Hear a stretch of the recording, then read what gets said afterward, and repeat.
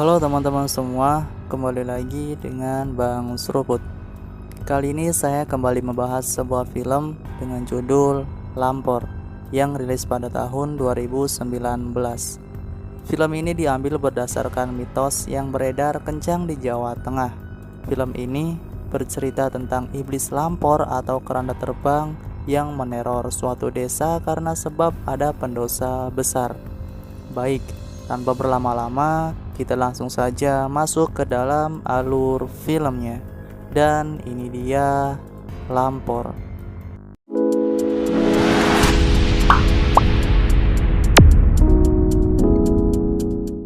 Film dibuka dengan seorang yang sedang memasang susuk. Dia bernama Jamal dan sang dukun yang bernama Atmo. Kemudian datang seorang wanita yang memberitahu bahwa istri Jamal datang. Ia bernama Asti. Jamal langsung menghampiri istrinya yang bernama Ratna karena iblis lampor sudah datang. Namun di sini anak dari Ratna datang menyusul ibunya karena anaknya yang kecil menangis. Ia bernama Neta.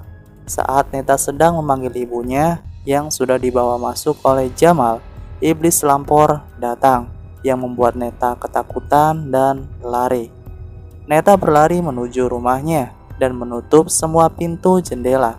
Namun, saat Neta hendak menutup pintu, seketika lampor datang dan membawa adiknya yang masih kecil.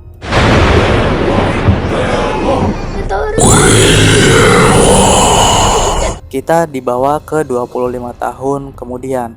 Neta pergi jauh dari kampungnya dan sudah bersuami. Ia bernama Edwin dan anaknya yang bernama Adam dan Sekar. Di sini Edwin marah kepada Neta karena telah menyembunyikan ayah Neta yang masih hidup. Akhirnya mereka bersiap pergi ke kampung halaman Neta, yaitu Kendal. Di sana mereka disambut oleh teman Edwin, yaitu Yoyo. Bersama Yoyo, mereka diantarkan. Kebetulan Yoyo ini adalah orang yang tinggal satu kampung dengan Neta. Yoyo menceritakan bahwa ayahnya Neta sekarang sudah menjadi juragan tembakau di kampungnya dan bercerita mengenai mitos lampor yang ada di kampungnya. Di tengah perjalanan, mobil yang mereka tumpangi mogok dan bertemu salah satu warga dari kampungnya Neta. Warga itu memberitahu bahwa Jamal sudah meninggal pagi tadi. Sesampainya di rumah orang tua Neta, Neta dipandang dengan tatapan kebencian oleh para warga. Entah apa yang sudah dilakukan Neta di masa kecilnya. Di sini Neta dan suaminya disambut oleh salah satu pembantu Jamal. Ia bernama Nining. Sepertinya Jamal belum benar-benar meninggal karena masih ada susuk di dalam tubuhnya. Atmo yang menjadi dukun dari Jamal mencabut satu persatu susuk di tubuh Jamal. Namun Jamal masih saja bergerak-gerak, dan saat Neta mengatakan bahwa ibunya yang bernama Ratna telah mengampuni kesalahan Jamal. Katanya ibu sudah memaafkan semua kesalahan bapak.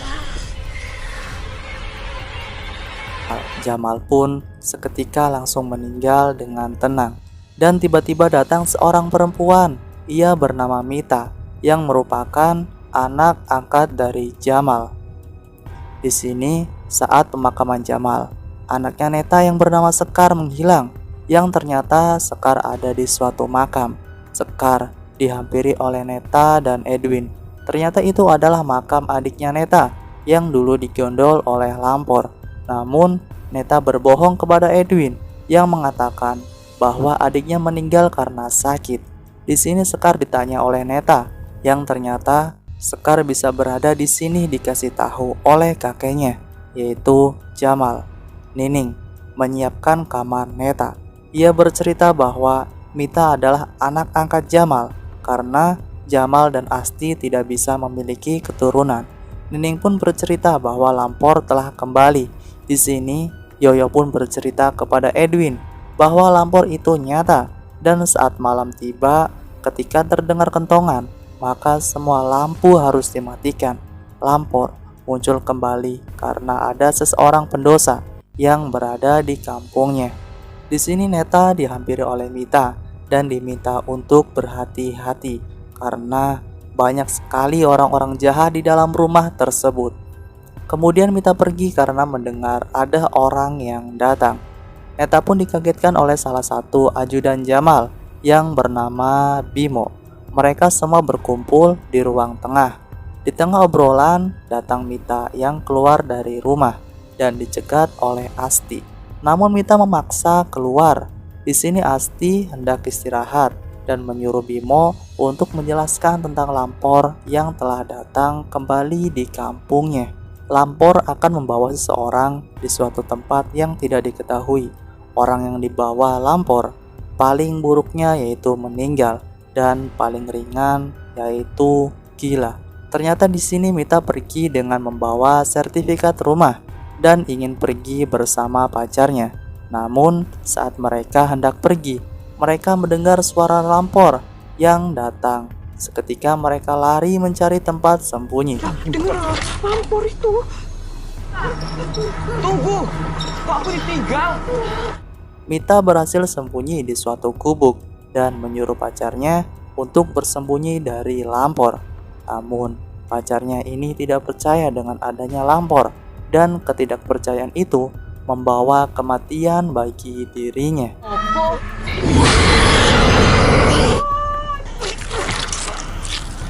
Lampor itu datang dan langsung membunuh dirinya. Kemudian Mita yang sedang bersembunyi dihampiri oleh Lampor. Namun seketika Mita melihat Jamal ayahnya dan pingsan.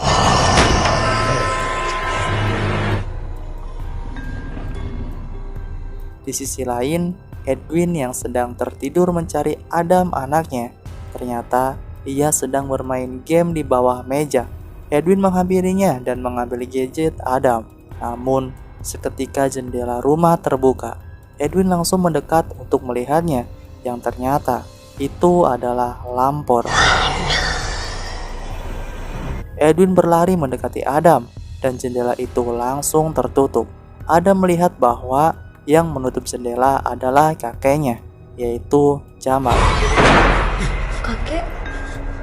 Di sini, Edwin berada di keranda terbang atau Lampor, yang ternyata itu adalah mimpi.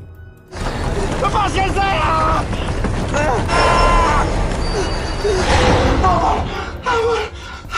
Adam dan Sekar sedang asik bermain layang-layang. Namun, di sini Sekar dipanggil oleh arwahnya Jamal atau kakeknya. Sekar dibawa di suatu tempat, yang ternyata Sekar melihat Mita. Sekar dan Adam lari melaporkan melihat Mita. Di sini, Mita kesurupan dan mengatakan bahwa Lampor datang karena ada pendosa dan Mita menunjuk ke depan. Entah itu Nining atau Neta yang menjadi pendosanya. Datang untuk yang berdosa. Aku tahu pendosanya siapa. Udah lapor ke sini. Adam kembali mengambil layangannya, yang kemudian layangan itu putus. Putusnya layangan disebabkan oleh kakeknya yang mengarahkan Adam ke tempat Mita ditemukan. Adam melihat sebuah kain yang terkubur, dan saat Adam mengambil kain itu, ternyata itu adalah bayi aborsi yang dikuburkan. Seketika Bimo dan Nining datang memergoki Adam. Adam hanya menjawab dia ingin mengambil layang-layang, dan saat berbalik, kain tersebut sudah tidak ada. Edwin terus memojokkan Neta yang sikapnya berbeda selama ada di rumah ayahnya, dan tiba-tiba Adam datang memberitahu bahwa Mita dibawa oleh Bimo dan Dukun Atmo. Edwin berusaha mencegah mereka, namun mereka tetap kekeh membawa Mita, bahwa jika orang yang sudah melihat Lampor, maka dia harus dikorbankan untuk dibawa Lampor, sebab jika tidak, Lampor akan kembali dan memakan korban yang lainnya. Yoyo yang sedang berjalan malam melewati gubuk mendengar suara meminta tolong, dan ia pun langsung menuju gubuk itu. Edwin yang tidak tenang atas tindakan Bimo dan Atmo yang mengorbankan Mita, Edwin pun langsung keluar untuk mencari Mita. Edwin memasuki gubuk dan mendengar suara Lampor yang datang.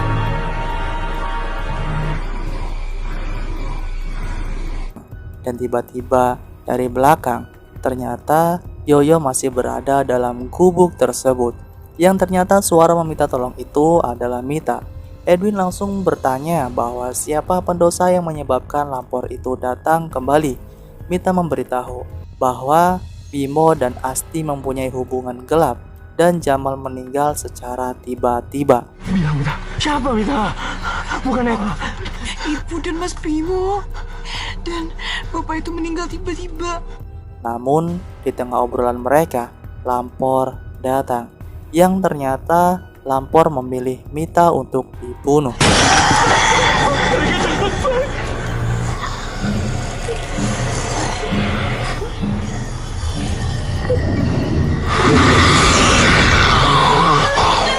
Edwin langsung memberitahu kepada Neta bahwa pendosanya adalah Bimo dan Asti yang memiliki hubungan, dan kematian Jamal bukanlah serangan jantung, melainkan dibunuh. Kemudian Sekar datang dan memberitahu bahwa Adam menghilang. Esok harinya, Edwin langsung mencari Adam dan menanyakan ke warga-warga setempat. Di sini Yoyo menghampiri Edwin untuk mencari Adam, dukun Atmo yang sedang menerawang bahwa Adam telah dibawa oleh Lampor. Anakmu diambil Lampor. Seketika Edwin datang dan marah bahwa pendosa itu adalah Bimo dan Asti, dan di situ terjadi keributan.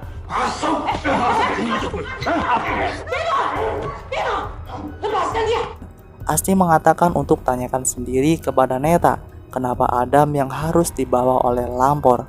Neta pun pergi dan disusul oleh Edwin. Neta menjelaskan bahwa adiknya itu bukanlah meninggal karena sakit, melainkan digondol oleh Lampor, dan kuburan itu kosong.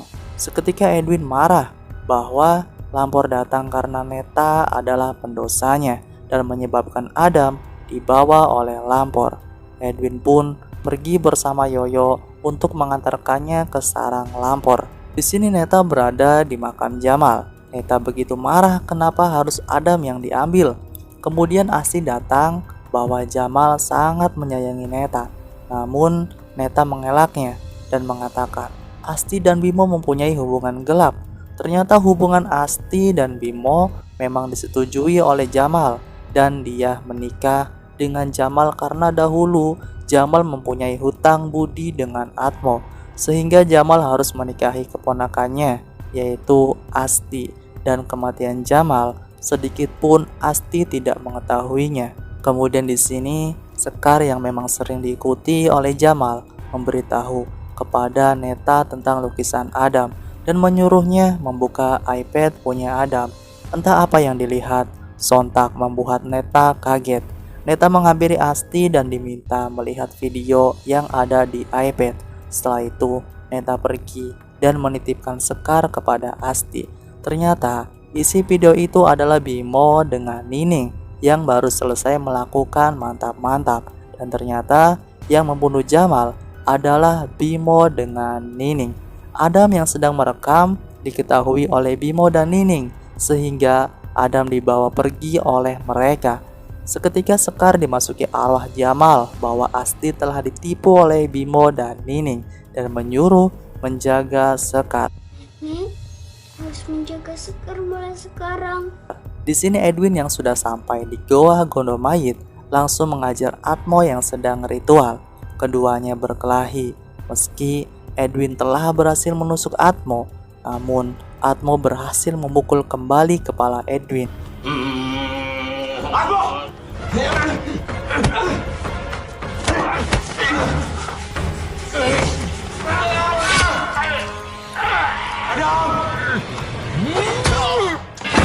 Edwin terbangun dan menemui Atmo yang sudah tergeletak di jalan. Neta langsung mendatangi tempat yang digambar oleh Adam. Neta menggali apa yang telah ditemukan Adam waktu itu, yang berisi bayi aborsi. Seketika Nining datang dan menyerang Neta. Tinggalkan bayiku! Keduanya berkelahi, dan saat Neta berhasil mendorong Nining, Bimo datang dan memukul Neta hingga pingsan.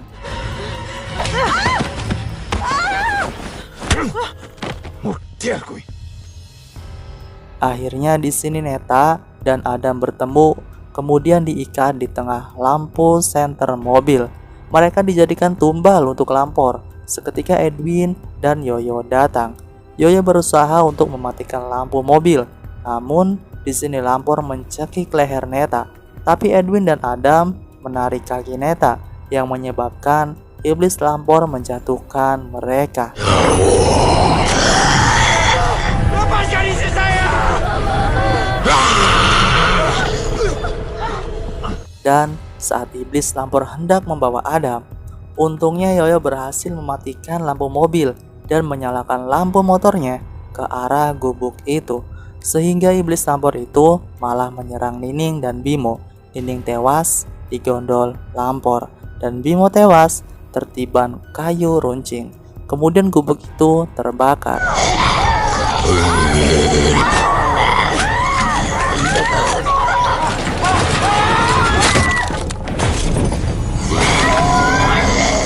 Neta mengingat bahwa Sekar akan dibawa Lampor. Seketika Neta langsung pergi dengan mobil menuju Sekar. Ternyata di sini dukun Atmo tidaklah tewas. Dia masih hidup dan memulihkan lukanya kembali. Asti yang mendengar ada suara yang datang meminta Sekar untuk bersembunyi di kolong tempat tidur. Namun saat Asti pergi mencari sumber suara, Atmo datang dan menangkap Sekar untuk berteriak. Asti yang berada di depan langsung dihadang oleh Lampor. Namun Lampor itu langsung menuju ke Sekar dan membawanya.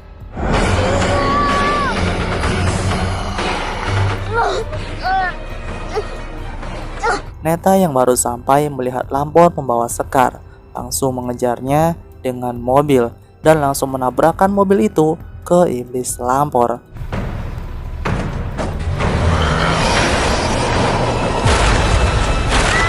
Neta berencana untuk mengorbankan dirinya kepada Lampor.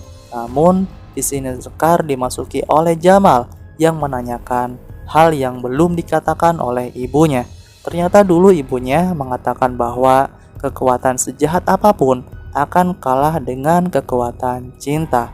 Akhirnya Sekar menghampiri Neta dan saat Lampor hendak menangkap mereka, iblis Lampor lebih memilih untuk pergi. Edwin dan Yoyo yang memasuki rumah langsung bertikai dengan Atmo. Namun di sini Atmo akan membunuh mereka semua karena menjadi saksi kejahatannya. Namun saat Atmo mengancam mereka, iblis Lampor itu datang dan membawa dukun Atmo.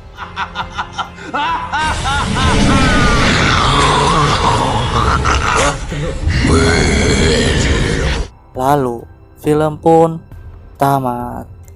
Terima kasih sudah menonton alur film ini hingga selesai. Selamat beraktivitas kembali dan salam seruput.